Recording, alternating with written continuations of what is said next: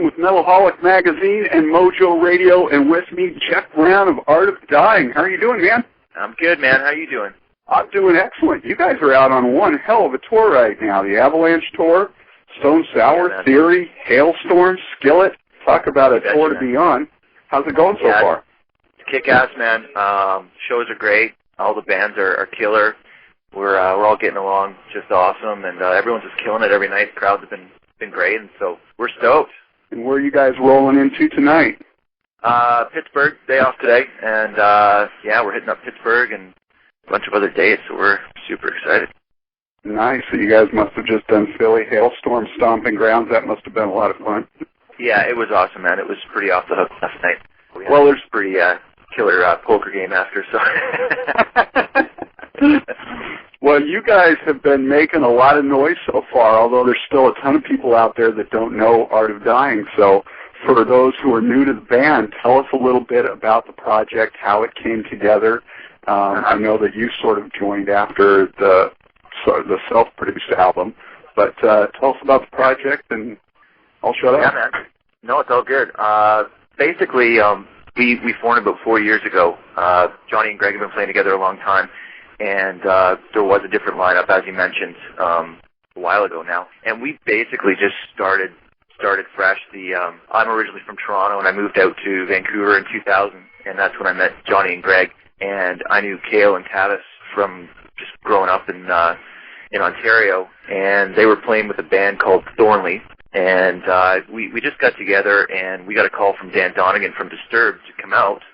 And it was the five of us just talking about playing together. And as soon as we hit the stage and we were practicing, pretty much, we just felt that we were just meant to play together. And pretty much we just said Art of Dying, take one. And the rest is history. After that, we went out with Disturbed 3 different times, and we didn't realize at the time, but Dan and David were watching our set pretty much every night, and it was ultimately a showcase.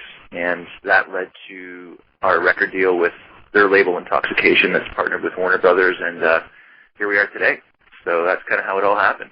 All right, you guys are the first band on their Intoxication imprint, so they must have been really impressed with you guys. Yeah, man, it's they're we're fans of Disturbed, and they're fans of Art of Dying, and it's just it's cool that everyone's super stoked, and we feel very, very blessed that we've got some big brothers that are looking out for us, and apparently they were looking for about 7 years for a band to sign, but it just they couldn't find that band, and we fit the mold, and so we're very very thankful. So yeah, that's one hell of a vote of confidence starting off right there. Well, the band originally, this prior to you being in it, self-released the first album, and a lot of those songs have made their way onto the debut, Vices and Virtues. Is there a reason you guys pulled those and redid them, or didn't leave them off and just do all completely fresh? What was the decision-making process there? Well, pretty much a lot of those songs on the indie record, were favorites, and it was released ultimately in Canada, and so we really wanted some of those songs to really see the light of day to the whole world, and this was a platform to do that. So we actually came to the table with about 50 songs, and a few of those songs on the indie album just kept coming up, and we kind of put a fresh face on them. And once we did that, everybody in Art of Dying was uber stoked, and everybody at the label was uber stoked, and we just realized that let's get these songs out. And now that we're on a major, and we've got this engine behind us now to showcase it to the world, we're like, let's do it. And we're really glad that we did it. A lot of people are stoked that those songs have are the same, kept the same integrity of the songs, but just kind of gave them some more gas. You know what I mean? Well, what I noticed in listening to both is the newer material, as well as sort of the redo of the older material, is a little bit edgier. Is that what you and Cale and Tavis bring to the table, or is it just sort of the chemistry of all 5 of you, or an intentional goal to be more aggressive? I think it's all 5 of us for sure. It certainly doesn't hurt that Dan Donegan produced half of it, Howard Benson produced half, And, Donegan's just a monster, so he puts his head on songs and tones that, he literally was on his hands and knees 12 hours a day in the studio in Chicago, tweaking guitar tones and talking about, drum stuff and bass stuff and vocal stuff. And so that's why those songs sound the way they do. And, again, that's another reason why we're so stoked that we track them, just to put that extra bit of life in them that they didn't have before. So, yeah.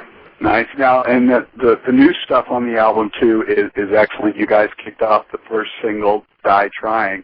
Now, I've got to ask, I know Greg came up with the riff for this, but the very beginning of the song kicks off with a very Disturbed-like intro. I keep waiting for Jermaine to come in there with his trademark. Now, was that an homage to them, or was it just unintentional that it came out that way? Or actually, it's just the way I played them.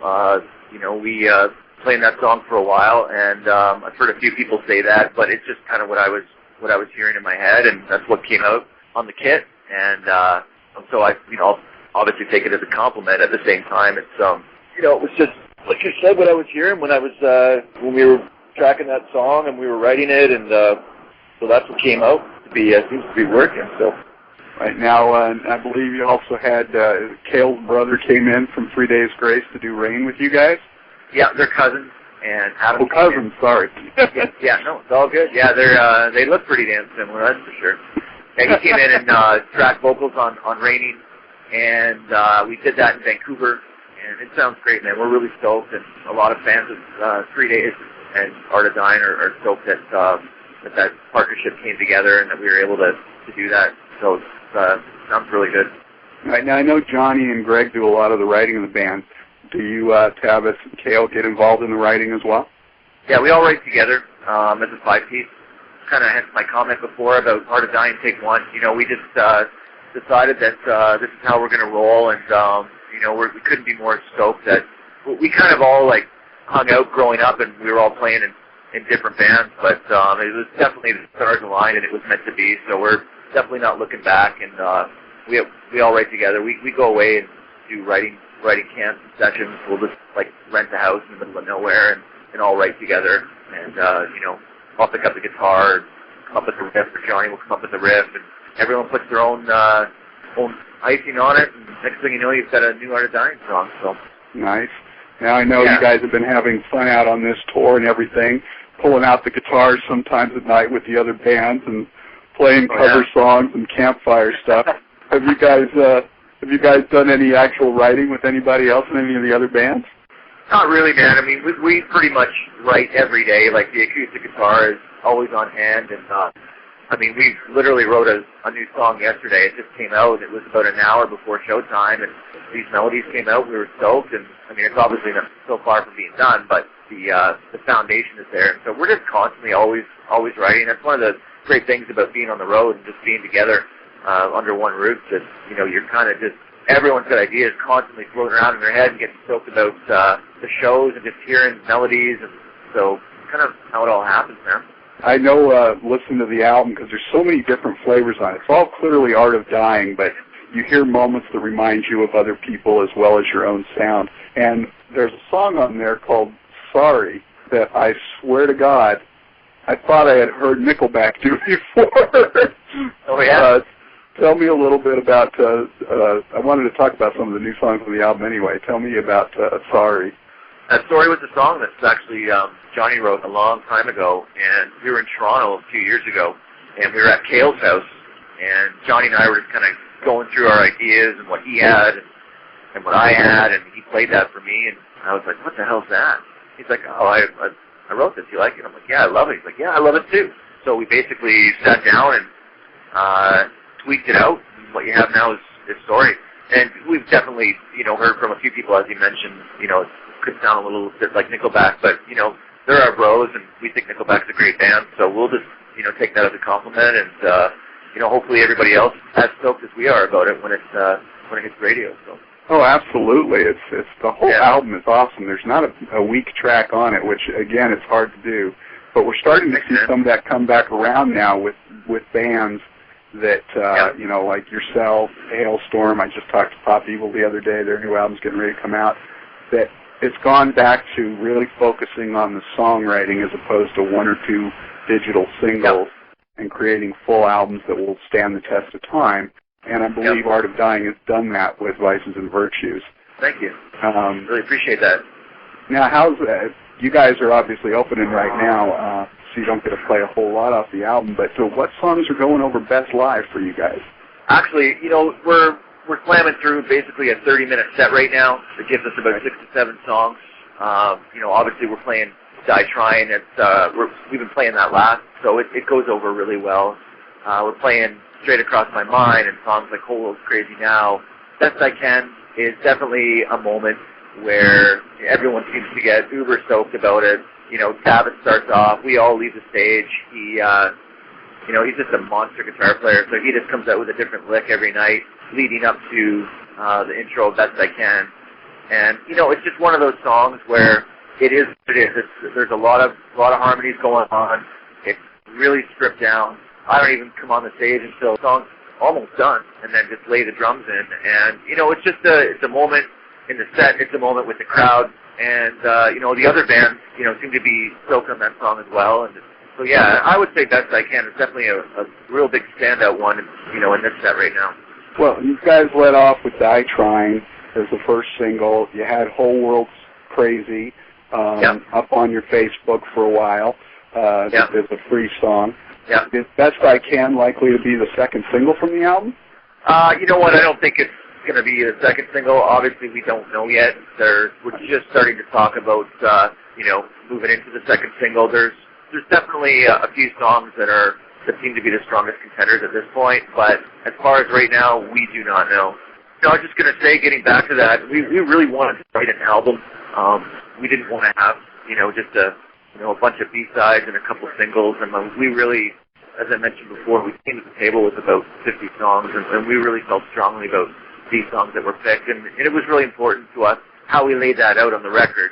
When you're driving in your car, we wanted it to be one of those records that you put in, and, you listen to it start to finish, and you don't get sick of it. You want to hear it again or share it with a friend, and, hey, check out this new band. And right. We've been getting a lot of positive feedback about that from our fans, that it's just that. They love to listen to it front to back. So that's something that we're proud of, that people are really, receiving it like that. So what's up for you guys after the Avalanche tour?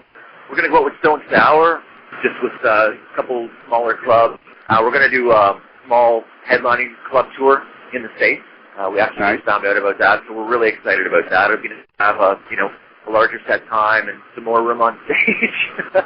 And we've got some huge plans in the fall. We're going to be doing a massive tour. I don't really know if I'm allowed to talk about it yet, so I probably shouldn't, but obviously doing Rocklahoma and Rock on the Range and festivals like that, so we're really pumped about that.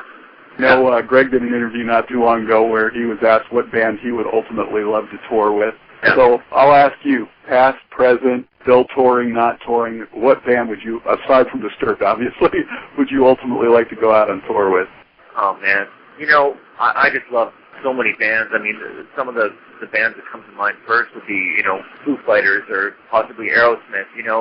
We do a lot of three-part harmonies, so a lot of bands like Aerosmith and even Chains and bands like that, we really hope that we're going to be able to share the stage one day with bands like that. Bands like Metallica, obviously, and we're very fortunate where we've been able to share the stage already with some great bands, and kind of pinching yourself when you're playing the same stage, and then these other bands are taking the stage after, and you're like, man, I feel really fortunate to be here. So it's hard to pick one, man.